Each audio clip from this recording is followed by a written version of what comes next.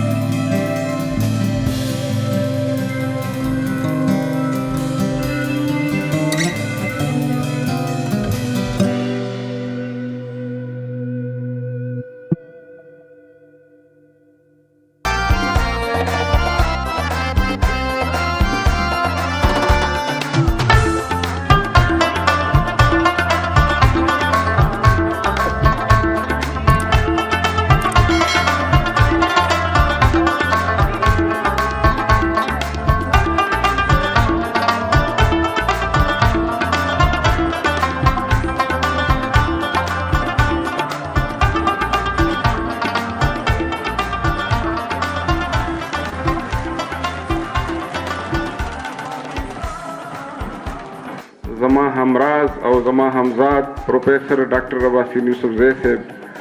عرفان خلیل صاحب، عاقل صاحب، سراج صاحب او د ادارې مشر پرنسپل صاحب او طارق صاحب، ولالو بچو، مزه خو ډیره کړې ده. نن خو رښتیا خبره دا ده چې زړه غواړي چې تاسو پرفارمنس وکئ، تاسو خبرې وکئ، تاسو شعرونه هم ووایئ، تاسو تقریرونه هم وکئ او تاسو موږ ته خپل چې ستاسو کوم صلاحیتونه دي، کوم استعدادونه دي، هغه موږ ووینو. زما خپل نظر دا دی چې د ایجوکیشن دا پروسه چې دا یا دا پروسس چې دی د دې څلور سټیک هولډر دي، بنیادي کردارونه یا کلیدي کردارونه د دې څلور دي. یو مور پلار یا والدین، یو سرکار، یو استاد او یو دا بچی ولو کې کېږي. زما خیال دی چې په ثوابۍ چې کله مونږ خبره کوو د ثوابۍ په کچ، نو مونږ سره چې کوم 15 داسې ادارې دي چې د هغوی ډېر زیات لوی نوم دی او هغوی دلته کې خپل نوم په خپل کردار باندې، په خپل فعالیت باندې او په خپلو نتیجو باندې پیدا کړی دی. نو په هغې کې یو اداره جنا سکول ګروپ اف سکولز اینڈ کالجز هم دی نو دا زموږ لپاره د خوشحالۍ خبره ده ځکه چې اکثره زه دا خبره کوم چې زموږ دا ټولنه زموږ دا معاشره په دې کې تیاره ډېره زیاته شوې ده نو یو طریقه خو هغه ده چې خلک د تیارې فریاد کوي د تیارې نه ګیلې کوي یو طریقه هغه ده چې هغه خپله حصه شمع بله کړي خپله حصه مشال بل کړي